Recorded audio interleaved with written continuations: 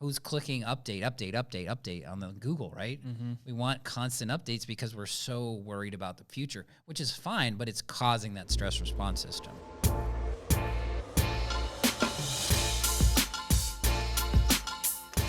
Hello, everybody. Josh Rimini here, your Functional RX podcast. In today's episode, we are going to talk about stress.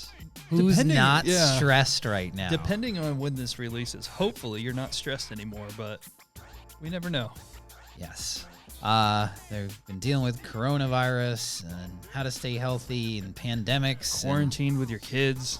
Everybody's gone. Yeah, it's pretty nutty out there, and I've felt the pressure of stress. Yeah, if you're a small business owner, you're definitely stressed. Yeah, but I've got colleagues. I'm in an entrepreneurs organization, EO, Global Network of Entrepreneurs, and I've got some close friends that are super stressed right now. I had a client lose $174,000 in 2 days after they announced it. I had another one go from a $12,000 profit month to a $6,000 loss in a week. Yeah. So it's crazy. So with the craziness has to do with how our body reacts, right? We have this stress response system that's kicked in high right now, right? So it's literally like we're running from the tiger, because everyone's heard of fight or flight, right? This thing inside our brains that's activated for us to have a survival mechanism. It's necessary, right? We would die without it. However, what I always tell my patients is our brains aren't necessarily genetically different than they were hundreds, if not thousands of years ago. So our brains are wired for this stress response system, and what happens when it's overactivated chronically is when we have significant issues that can happen, right? So we all know stress is bad, or stress is going to be the death of me, that kind of thing. But we really have to, in this day and age of stress, what can we do? What can we do about it? So, a little bit of science out there for you. But when you're running from a tiger, you either get eaten or you don't, right? And then the body knows to go back to sleep, because that's kind of how it worked. But I wonder if anybody ever had the fight response to, instead of running from a tiger, they just tried to fight the tiger. Yeah, I bet. Like that's it wouldn't be this guy.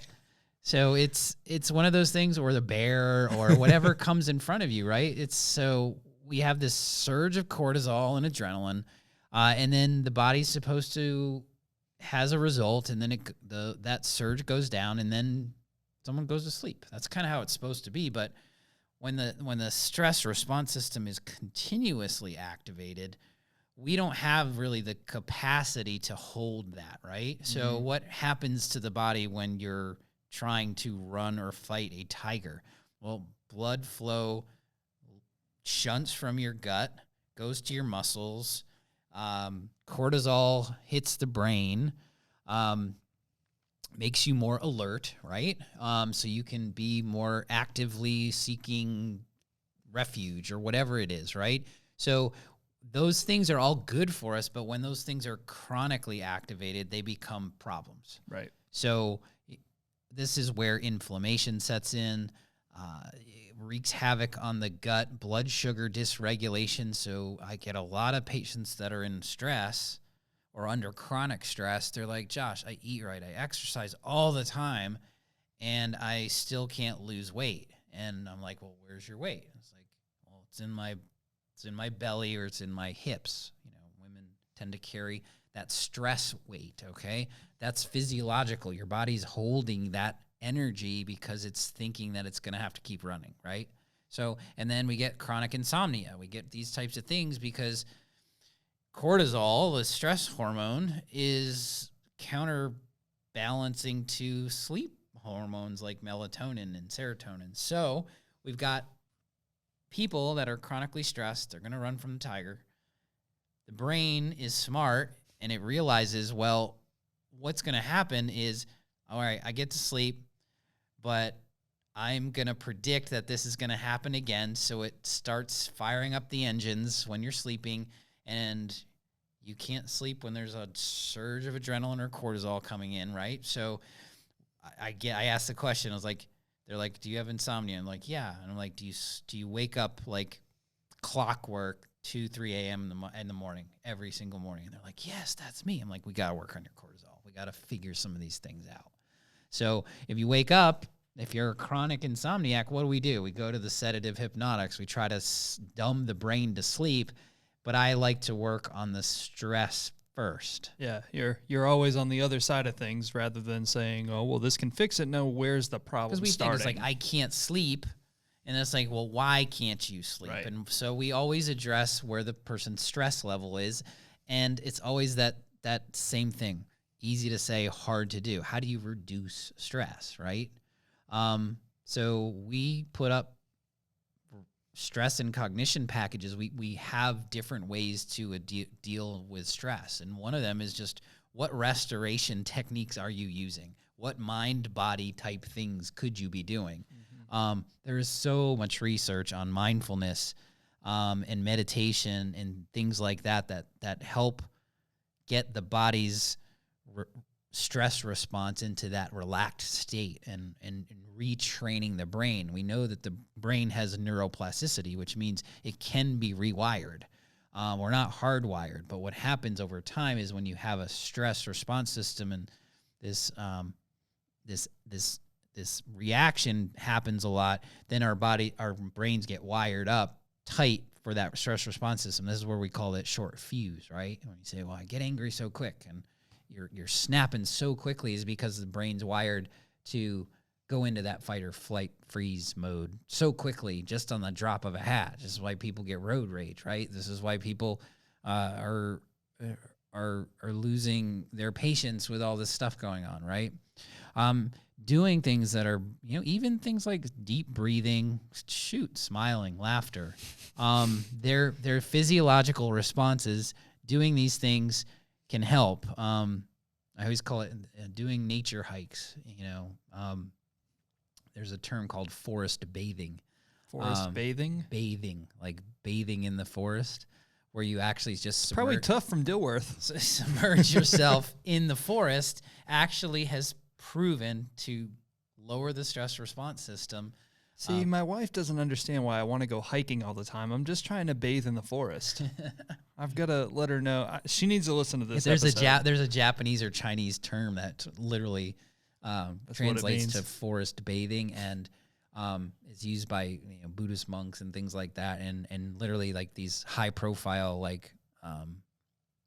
Chinese or Japanese, I can't remember which one it was, like these executives, they'll like pay good money to do this forest bathing thing. Really? So it's a relaxation response. I'm doing neurofeedback right now, which is pretty cool.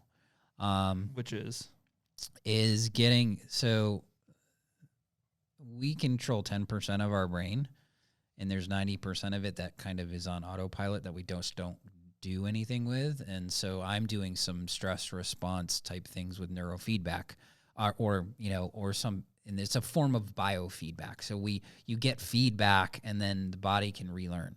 So we do teach something at the store called Heart Math, which is heart rate variability training, which is a type of biofeedback that actually helps, bring from a depletion to a renewal state.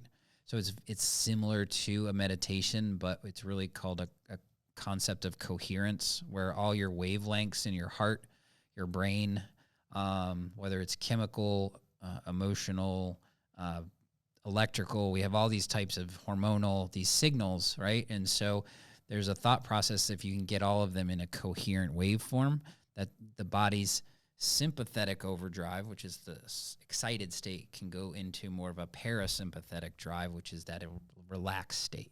So we teach those techniques to people to make sure that they're doing those kind of things to just really help with that space. And sleep is so important. It's so important for recovery, repair, regenerative. This is how our brains form new neurons in those dream states.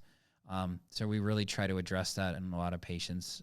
We're going to be rolling out some stress recovery programs depending on where this virus thing goes. I'm not We sure were- where we're going to We go were with supposed it. to be rolling them out about now, but Yes, but everything's been put on hold. So what do I do in these programs, right? I test the cortisol, see where the cortisol pattern looks, because there's different levels of adrenal fatigue, stage 1, 2, and 3. Stage 1 is kind of in that hyper state where you're kind of first reactive. The second is kind of, it could be erratic. And then the third phase is kind of more of like a flatliner where you just can't get out of bed kind of thing, can't get motivated. So we test it. We see where it's at. You spit in a tube. So saliva 4 times, sometimes 6, but 4 times. We test to see where it's at. And then what do? There's in the alarm stage, or the arousal stage, stage 1, there's different supplements and things called adaptogens, which are herbs that adapt. Okay, they adapt in the environment so they can grow. So if they grow in humid environments or they grow in desert environments, and these things like ashwagandha is a great one, holy basil. So in one stage, if they're in the alarm stage, we kind of give them things to help the body calm down. L-theanine works great for people, especially if they're those insomniacs that wake up and their mind is racing and they can't get back into a state of relaxation. I use L-theanine. It's a amino acid supplement. I use it all the time. There's no side effects. It's really good. and that's probably your CEO type people generally because they're stressed out because of they're thinking about 9 million things. I've been claiming that this stress and cognition program that we're gonna have, This is how we're going to stimulate the new market. is really what people are We need you. worried about. Well, I only need one of me. I don't think we should be cloning me anytime soon. In the adaptation phase, kind of phase 2, there's different things we would do to either help with sleep, metabolize cortisol a little bit better. But basically, it's general support and targeted support nutritionally. And then we start working on all those other things that could happen. It could be hormone dysfunction. It could be sleep dysfunction. It could be inflammation. There's all these triggers, weight gain, all those things. If we get the stress fixed, some of those things will fall into play and we'll start to get better. And like I said before, when someone has had chronic stress and their stressors have affected them to the point where now they're sick and tired of feeling sick and tired, that's the people that come see me, it takes time for us to rewire the brain, get back into habits. So it took years to get there, and we like to work with people minimum 3 to 6 months, sometimes a year or two, because and then there's lots of different ways to do it. So it's kind of one of those things where we just have to, in this stage, what can you do without testing and all that stuff is just do those relaxation, restoration kind of things. Everybody can do. I'm a really bad meditator. Like I know how good it is for me, but I need guided meditation. So we use Calm, we use Headspace. There's all these apps now that just guide you through a meditation that can get you into that breathing. Do deep breathing. 5 seconds in, 2 seconds hold, 5 seconds out. There's a stretching program called ROMWOD.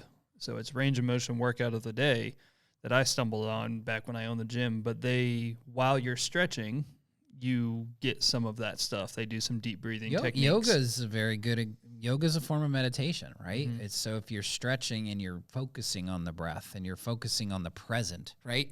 Stress is what happens when people focus on the past and ruminate about it, or the future, right? That's the classic what we're in right now. What if? Mm-hmm. This is COVID-19. What's going to happen in the future every day? Who's clicking update on the Google, right? Mm-hmm. We want constant updates because we're so worried about the future, which is fine, but it's causing that stress response system. So, we need to make sure that we're just being more vigilantly mindful or aware that we need to be taking the time to, rest and do the things we need so we can get through these stressful times. That's about it. More information, hit our website, dilworthdrug.com. We'll be rolling out these programs really soon. I think it's going to be awesome flagship program for a lot of people, including myself. Same. And I hope you guys enjoyed this. Share it with your friends. Follow us on Facebook, Instagram, and stay well. I'm Josh Rimini. This is your Functional RX podcast.